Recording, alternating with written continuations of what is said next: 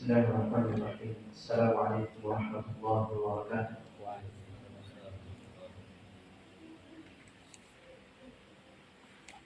Innal hamdalillah nahmaduhu wa nasta'inuhu wa nastaghfiruh wa na'udzu billahi ta'ala min shururi anfusina wa sayyiati a'malina. May yahdihillahu fala mudilla lahu wa may yudlil fala hadiya lahu. Asyhadu an la ilaha illallah wahdahu la syarika lahu wa asyhadu anna Muhammadan 'abduhu wa rasuluh. Allahumma shalli wa sallim ala 'abdika wa rasulika Muhammadin wa ala alihi wa ashabihi wa man ittaba'a hudahu ila yaumiddin. Sallim tasliman katsiran wa ba'd. Ikhwan dan akhwat yang semoga dirahmati Allah Subhanahu wa taala. Alhamdulillah, kita memuji dan bersyukur kepada Allah Subhanahu wa taala. Memuji Allah Subhanahu wa taala dengan nama-namanya yang maha indah dan sifatnya yang maha tinggi. Bersyukur kepada Allah Subhanahu wa taala atas nikmat yang Allah Subhanahu wa taala telah limpahkan kepada kita. Dan ketahuilah, nikmat Allah Subhanahu wa taala untuk kita semua sudah terlampau banyak. Ikhwan dan akhwat, semoga dirahmati Allah Subhanahu wa taala.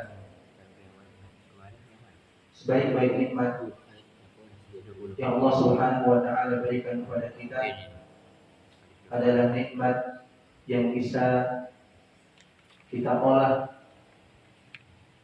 menjadi bernilai ibadah kepada Allah Subhanahu wa taala. Allah Subhanahu wa taala berikan kepada kita lisan, dan ini nikmat. Alangkah baiknya kalau lisan kita bisa digunakan untuk beribadah kepada Allah Subhanahu wa taala. Allah Subhanahu wa taala berikan kepada kita pendengaran, dan ini nikmat.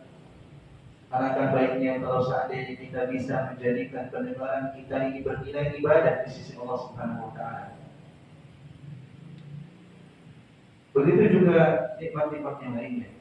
Jadi patut untuk kita selalu syukuri.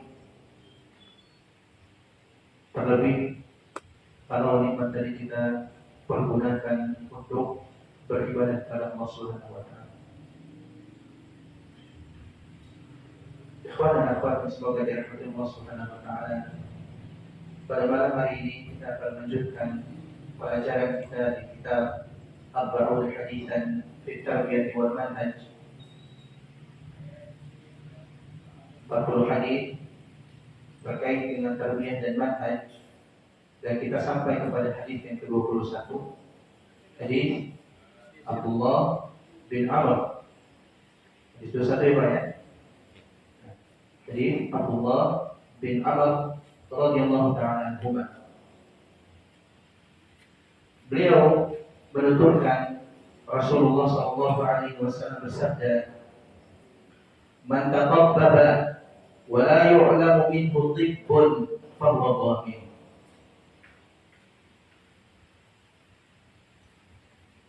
Barang siapa yang melakukan pengobatan, buka praktek pengobatan, wa la yu'lamu minhu tibbun, dan dia atau tidak dikenal darinya kemahiran di dalam pengobatan,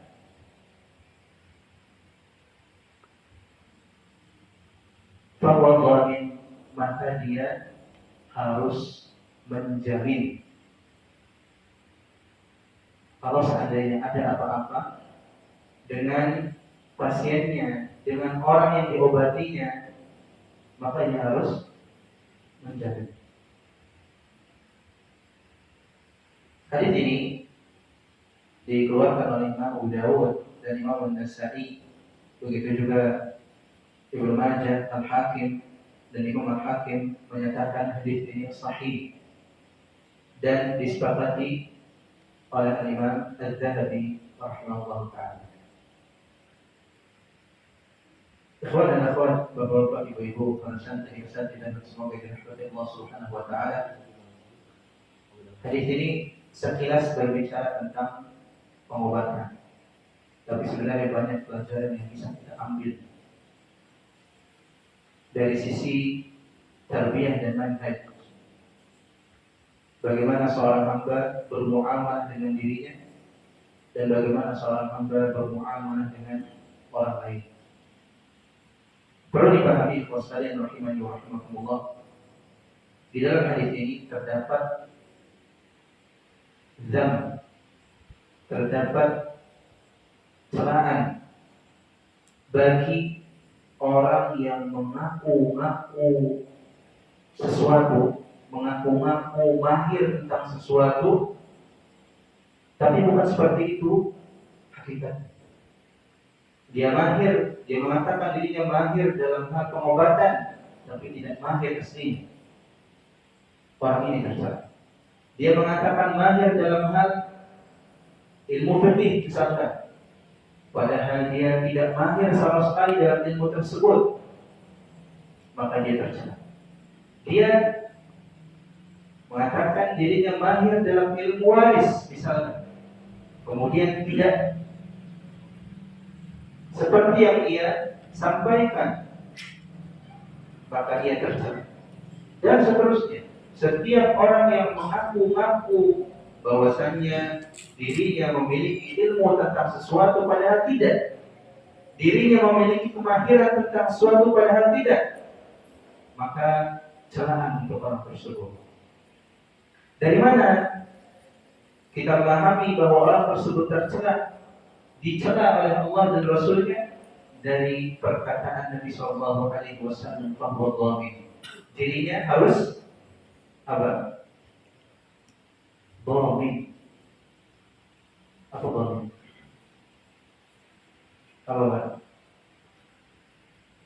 Apa dalam ayat, dalam hadis tadi, akhir hadis tadi? Tanggung jawab.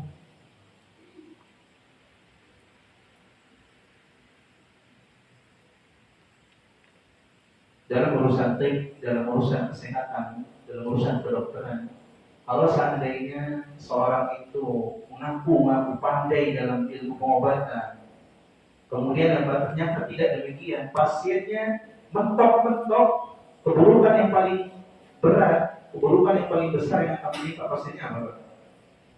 Mati. Itu yang paling besar. Tapi kalau seandainya keburukan ini atau ilmu yang diakuinya ini adalah ilmu din, ilmu agama, kemudian dia mengaku pandai, dengannya ia menyesatkan manusia, urusannya bukan hanya hidup dan mati, tapi surga dan neraka. Surga dan neraka atas dirinya, dan surga dan neraka atas orang yang diajarkan. Dan ini bahaya. Pantas Nabi SAW mengatakan bahwa dhamin, dia harus tanggung jawab.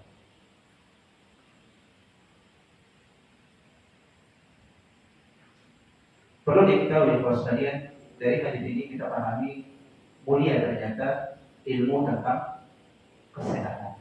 Ilmu tentang kesehatan mulia. Bahkan Imam Syafi'i rahimahullah taala mengatakan wa innamal ilmu ilman. Ilmu itu dua. Ilmu din, ilmu agama, wa ilmu dunia, dan ilmu dunia. Fa ilmu alladhi huwa lid-din fa huwa al-fiqh. Dan ilmu yang itu adalah ilmu agama, ilmu apa ini? Ilmu fikih. Wal ilmu alladhi huwa lid-dunya fa huwa al-fiqh. Dan ilmu dunia yang dimaksud adalah ilmu kesehatan. Bagus seorang belajar agama dan bagus seorang belajar ilmu kesehatan. Dan bahkan beliau pernah menyampaikan juga, jangan kamu itu tinggal di sebuah negeri kalau seandainya di sana itu tidak ada orang berilmu. Tidak ada orang berilmunya. Ilmu apa ini? Ilmu ini. Tidak ada orang berilmunya yang telah mengkhabarkan kepadamu tentang agama Allah Subhanahu wa taala. supaya kamu sehat apa? Lahirnya. Dan jangan juga tinggal di sebuah negeri yang di sana tidak ada apa? Alim tibnya. Tidak ada orang yang pandai ilmu kesehatannya, ilmu kedokterannya. Karena kelak orang tersebutlah yang akan memberitahu apa? Masalah-masalah yang ada pada tubuhmu, sehat atau sakit. Dan ini penting. Nah, secara tidak langsung hadis ini memberikan isyarat kepada kita bahwa orang yang mengaku-ngaku apa yang tidak dia miliki, kelak ia akan menjadi orang yang merusak. Kelak ia akan menjadi orang yang merusak. Dia sudah mengaku-ngaku apa? Paham ilmu tib, padahal tidak, pasti menjadi korban. Dia mengaku-ngaku mengetahui ilmu apa? Agama, padahal tidak. Madaunya, pengikut-pengikutnya yang nanti jadi korban. Maka para ulama membuat sebuah kaidah, wujubud dhaman lima udrika bidakwat ta'alum. Wajib ganti rugi terhadap sesuatu yang dirusak dengan sebab sok tahu. Apa contohnya? Salah satu ini, sok tahu punya ilmu kesehatan, pasti jadi korban. Lagi servis motor, ada teman gua kasih tahu caranya begini pak, dilakuin rusak, bohongin, sok tahu. Apa lagi? Banyak dalam urusan dunia seperti ini. Begitu juga dalam urusan akhirat. Kalau seandainya kita menyampaikan sesuatu yang ternyata malah membuat kerusakan yang ada di tengah-tengah masyarakat kita, dan ini urusan dengan ilmu din, maka tanggung jawab. Misalkan kita sok tahu dalam urusan rumah tangga, kita sok tahu dalam urusan fikih usrah, fikih keluarga, kita sampaikan kepada saudara kita gini, akhirnya dipraktekkan di rumah ribut. Bohong, tanggung jawab. Entah untuk mengislah antara keduanya, atau apa? Pertanggungjawabannya secara khusus di sisi Allah Subhanahu wa Ta'ala. Dan ini bahaya. Mengaku tahu, pandai tentang sesuatu, padahal sebaliknya dia tidak tahu sama sekali. Ini penyakitnya besar yang hari ini kita diuji dengan. Hari ini kita diuji dengan. Kalau seandainya kerusakan tadi seperti yang kita sampaikan hanya terbatas pada anggota tubuh kita, selesai urusannya di dunia. Mentok-mentok apa? Meninggal. Salah diagnosa atau salah ngasih resep, overdosis dan seterusnya, selesai di dunia. Ya Pak ya? Urusan orang itu meninggal. Tapi kalau seandainya kesalahan agama, dia mengaku alim, mengaku orang yang paling berilmu, kemudian berfatwa tanpa ilmu, merusak, maka hal ini keburukannya lebih dahsyat daripada jenis sebelumnya. Dan di antara hal yang mungkin patut untuk disebutkan di dalam masalah ini, bahwa ketahuilah ikhwan dan akhwat semoga dirahmati Allah Subhanahu wa Ta'ala, seorang yang berdakwah, mengajak manusia, mengajak orang lain kepada kebaikan, itu tingkatannya berbeda-beda. Semuanya harus berdakwah sesuai dengan kapasitasnya, sesuai dengan ilmunya, sesuai dengan pengetahuannya, dan semuanya mendapatkan pahala. Bukan berarti yang berdakwah itu harus mencapai makom-makom tertentu dulu. Seperti apa? Harus mendapatkan gelar alim, harus mendapatkan gelar kiai, ustaz, ajnah dan seterusnya. Enggak. Tapi mereka yang memiliki ilmu kemudian melihat di dalam dakwah itu ada maslahat, di dalam mengajak orang lain ada maslahat, maka lakukan. Fakullun bihasabihi. Setiap orang yang berdakwah itu harus disesuaikan dengan ilmunya. Bukan nggak boleh berdakwah, boleh. Tapi apa? Harus tahu tahu diri. Dakwahkan apa yang dia ilmui. Dakwahkan apa yang diilmui. Kalau kita hanya tahu masalah-masalah kecil, dakwahkan masalah-masalah yang kita tahu, misalkan sholat, misalkan mengingatkan tentang birrul walidain, misalkan mengingatkan tentang ajar dan yang lainnya. Lakukan. Semua kita akan dapatkan kebaikan dari dakwah yang kita lakukan. Akan tapi yang dilarang, yang tercela adalah ketika seorang mengaku-ngaku berilmu padahal dia tidak memiliki ilmu. Permisalannya seperti orang tersebut mengenakan pada dirinya pakaian yang itu bukan pakaiannya. Ini harusnya pakaian yang dikenakan oleh seorang ulama, tapi dia kenakan. Dia mengambil bahaya yang besar dalam hal tersebut. Mengaku alim.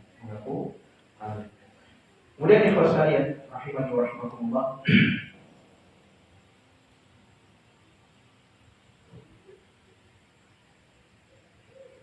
Di zaman akhir-akhir ini atau di akhir zaman yang kita sekarang berada di dalamnya,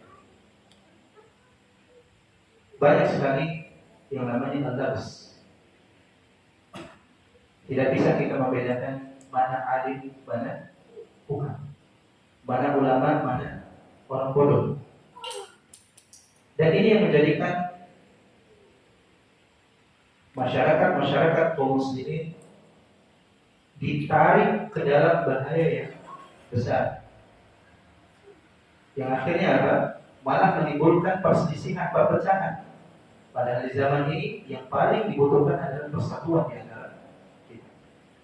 Jadi karena tersamarkannya mana yang berilmu, mana yang tidak, akhirnya kita dibawa kepada kondisi kita apa? Ribut, terjadi perselisihan dan seterusnya. Dan di antara hal yang negatif kalau baru dibilang, ketika seorang mengaku dirinya alim, kemudian diangkat, dijadikan sebagai panutan dan seterusnya, banyak sebenarnya usaha-usaha yang tertutup dan banyak sebenarnya pintu-pintu kebaikan yang tertutup dan dibuka pintu-pintu keburukan. Dari mana, Pak? Contoh misalkan jumhur usaha-usaha dan jasa-jasa para asatidz dan kita ulama kita besar dari zaman dahulu. Ketika memperkenalkan manhaj salaf dan bagaimana berpegang teguh dengan manhaj salaf,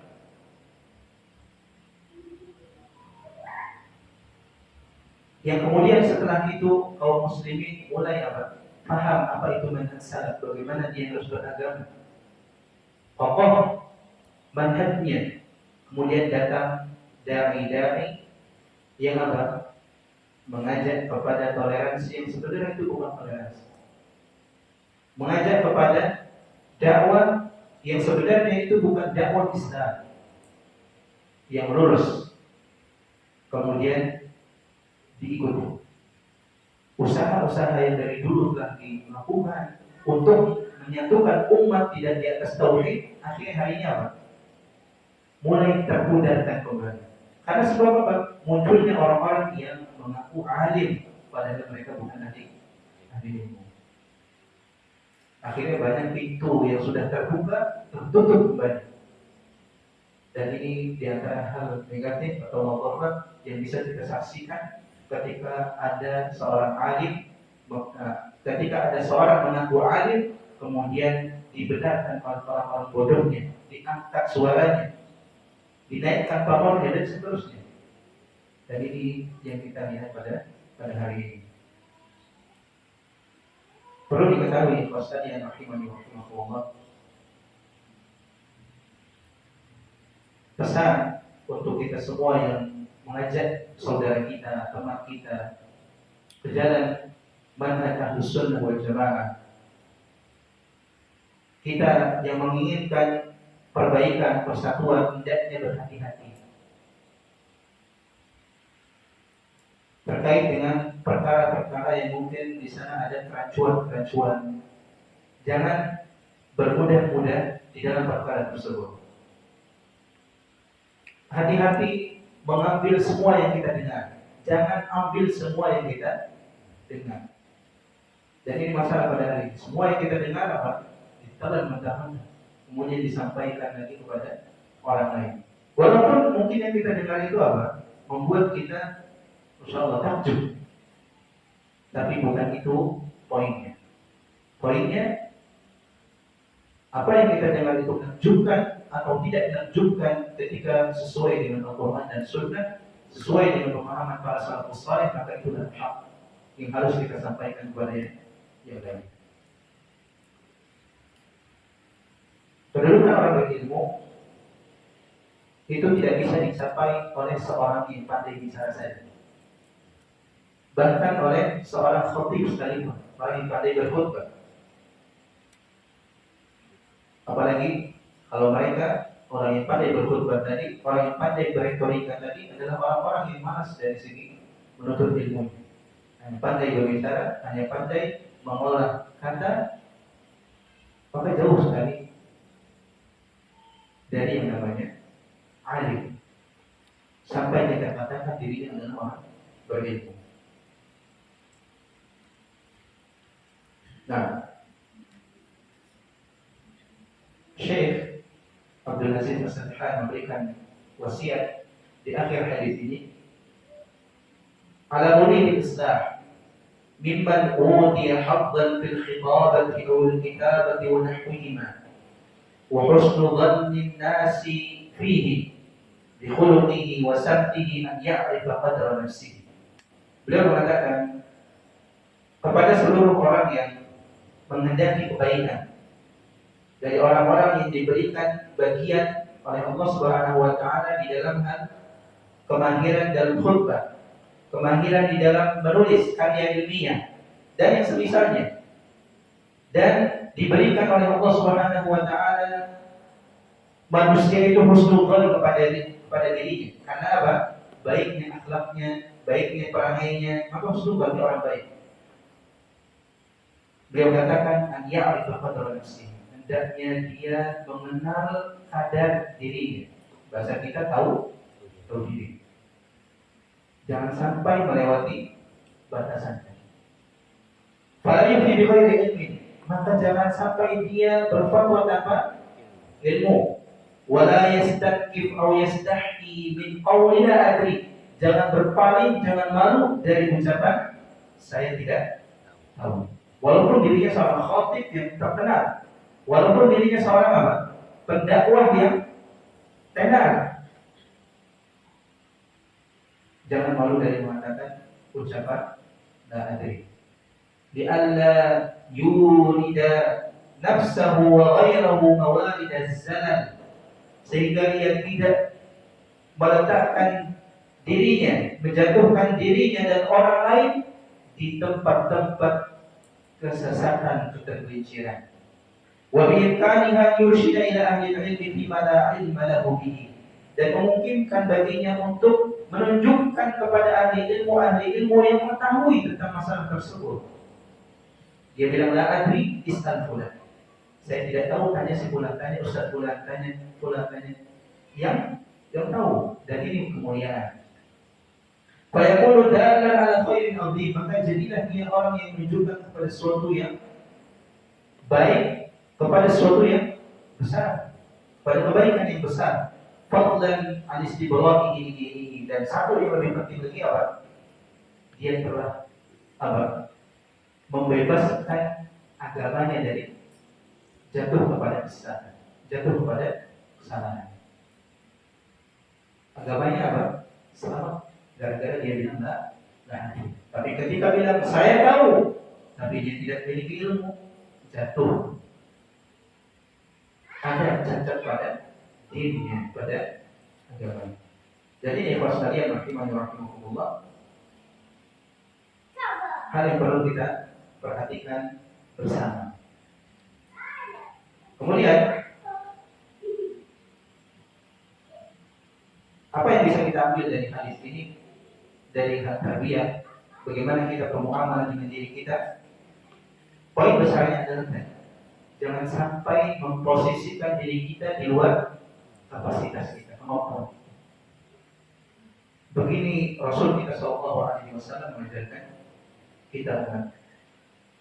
Dan yang kedua, ketika bermuamalah dengan orang lain, jadi manhaj, jangan sampai mengatakan kepada mereka sesuatu yang kita tidak punya ilmunya, kelak akan memudaratkan mereka dan kelak akan menjadi bumerang untuk kita. Dan ini pesan yang indah dari Rasul kita Shallallahu Alaihi Wasallam dari hadis yang mulia, hadis Abdullah ibn Amr, man taqaddada wa la yu'lamu minhu tibbun fahuwa dhalim. Dan siapa yang buka praktek kesehatan, mengobati orang lain, dan dia tidak dikenal berilmu pada bidang tersebut, fahuwa dhalim, maka dirinya harus menjauhi. Ikhwas sekalian rahimani wa rahimakumullah, kita lanjutkan kepada hadis yang berikutnya, hadis ke-22. Yang ini mungkin senada dengan hadis sebelumnya, cuma dalam konteks contoh yang berbeda yang dibawakan oleh Rasul kita Sallallahu Alaihi Wasallam. Dari Abu Hurairah radhiyallahu taala anhu, beliau menuturkan Rasulullah Sallallahu Alaihi Wasallam bersabda, "Ma'adri tubba'un anabiyan kana amla." Aku tidak tahu Tubba itu seorang nabi atau bukan. Aku tidak tahu Tubba itu seorang nabi atau bukan. Wa ma adri dzal qarnaini anabiyyan kana amla. Dan aku tidak tahu Dzulqarnain seorang nabi atau bukan. Dan aku tidak tahu Dzulqarnain seorang nabi atau bukan. Wa ma adri al-hudud kafaratun li ahliha amla. Dan aku tidak tahu hudud, hukuman di dalam Islam itu kafarat untuk yang melakukannya atau tidak, atau bukan. Maksudnya hudud-hudud yang ada apa? Misalkan hudud zina, hadd zina, yang belum menikah dicambuk, yang sudah menikah dirajam, yang mencuri dipotong tangannya. Nah, ketika dilakukan hukuman-hukuman tadi, itu sebagai kafarah menebus kesalahan orang yang melakukannya atau tidak. Dahulu Nabi Shallallahu Alaihi Wasallam ketika ditanya tentang tiga hal ini, Nabi mengatakan tidak tahu. Nabi kita pun awal mengatakan la adri. Dan itu tidak menurunkan derajatnya dari kenabian.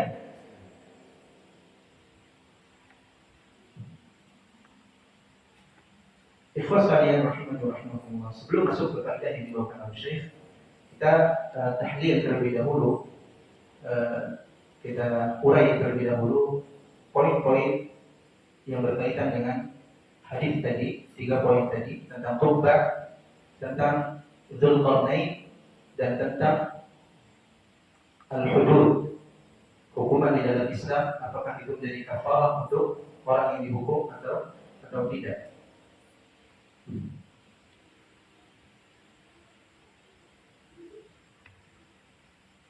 Yang pertama terkait dengan Tubba. Allah Subhanahu wa taala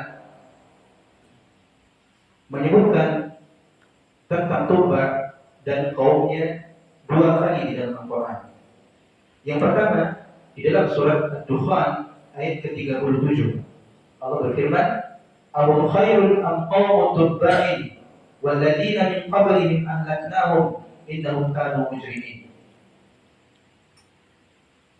Apakah mereka orang musyrik lebih baik daripada kaum Tubba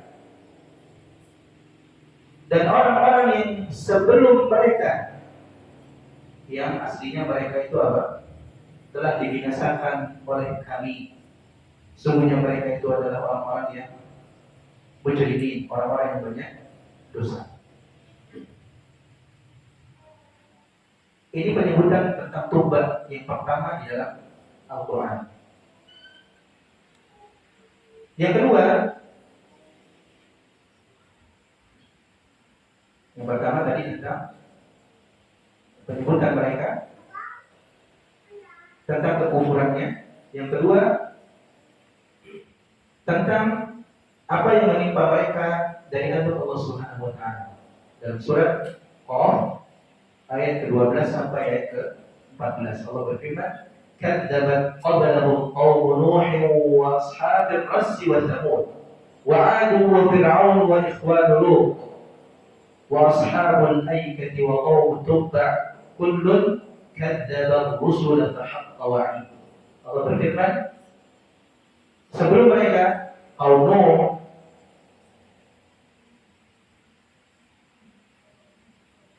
ashabul ras, pemilik sumur ras, wa Thamud, dan kaum Thamud telah mendustakan, telah berbuat dusta. Wa 'ad wa fir'aun wa ikhwan Lut, begitu juga kaum 'Ad, Fir'aun, dan juga kaum Nabi Lut. Wa ashabul aikah, dan pemilik pohon-pohon aikah, pohon-pohon yang subur sekali, yang dikatakan mereka adalah kaum Nabi Syuaib alaihissalam. Wa qaum Tubba, dan kaum Tubba, begitu juga kaum Tubba mendustakan Rasul yang diutus kepada mereka. Kullun kadzdzaba Rasul, semuanya mendustakan Rasul yang diutus kepada mereka. Fahaqqa wa'id, akhirnya mereka adalah orang-orang yang layak untuk mendapatkan siksa yang sudah dijanjikan oleh Allah Subhanahu wa taala.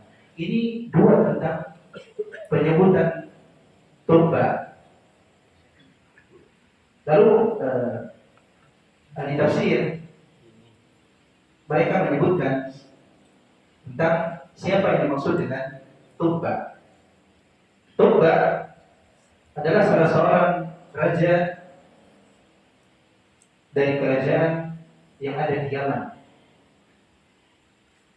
yang dahulunya mungkin sebagaimana disebutkan ahli tafsir, mereka adalah penyembah api. Berarti orang apa? Orang Majusi. Kemudian masuk Islam dan menyembah Allah Subhanahu wa taala di atas syariat Nabi Musa alaihissalam.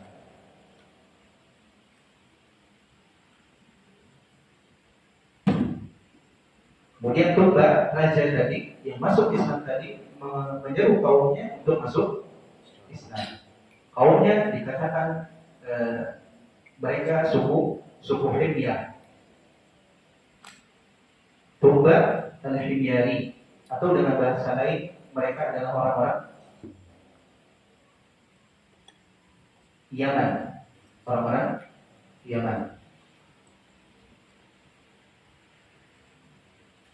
Al-Imam Ibnu Katsir rahimahullah taala menyebutkan Himyar yang mereka juga dikenal dengan kaum Saba.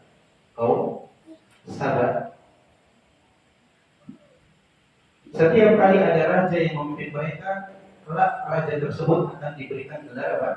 Tubba. Jadi namanya bukan nama asli. Tubba itu gelar raja di Yaman ketika itu, atau suku Saba, suku Himyar. Seperti kita ketahui, Kisra itu gelar untuk raja Persia. Kaisar dalam bahasa Arab itu gelar untuk raja Romawi. Fir'aun itu gelar untuk raja Mesir yang kafir. An-Najashi itu gelar juga untuk raja Habasyah. Dan seterusnya, banyak gelar-gelar yang digunakan untuk raja-raja di zaman tersebut.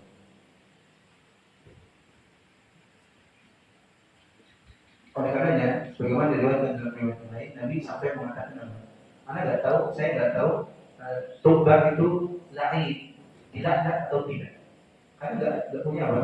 Ilmu. Ketika ditanya oleh para sahabat tentang tobat, itu jawaban Nabi Sallallahu Alaihi Wasallam. Nabi nggak tahu apakah tobat itu seorang nabi atau bukan. Apakah tobat itu orang yang dilaknat atau orang yang dirundui dan seterusnya. Itu mungkin Nabi kita Sallallahu Alaihi Wasallam ketika ditanya tentang tobat. Barulah kemudian turun wahyu kepada Nabi Sallallahu Alaihi Wasallam mengatakan, menegaskan kalau tobat adalah rajulun saleh, seorang yang saleh. La tasubbu tubba'an fa innahu kana qad aslam. Atau fa innahu qad kana aslam. Jangan kalian coba tobat karena sungguhnya dia telah masuk Islam dahulu. Dan hadis ini disahihkan atau dihasankan oleh Imam Al-Albani rahimahullah. Ini tentang siapa itu tobat.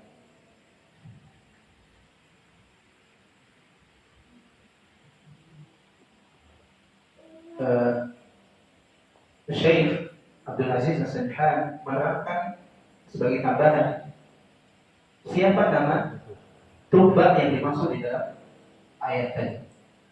Nama beliau adalah As'ad Abu Quraib. As'ad Abu Quraib. Abu Quraib. Putra dari Raja Yakrib Al-Yamani.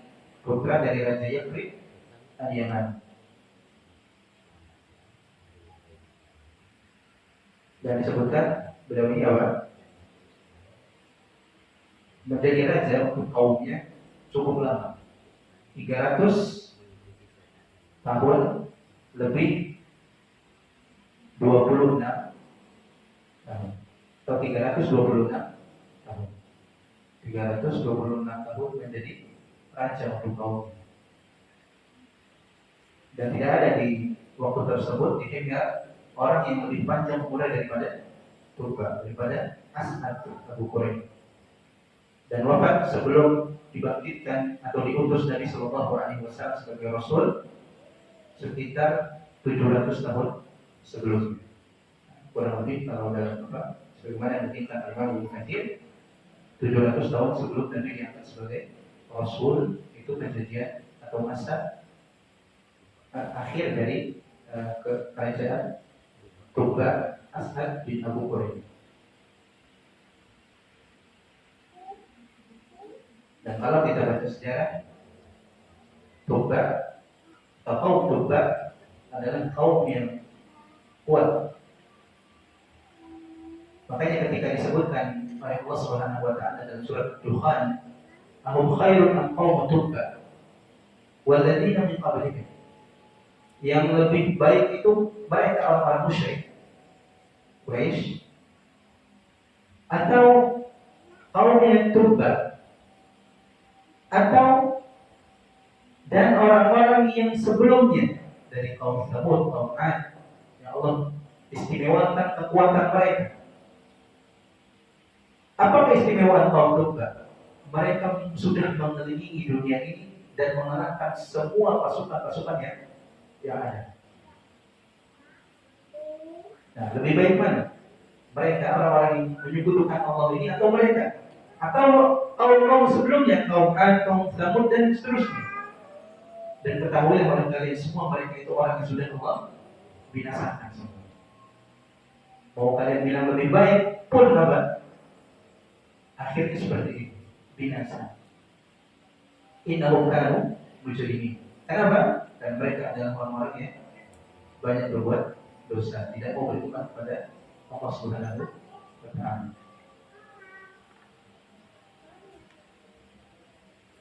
Nah, sudah masuk ke kita ada dulu.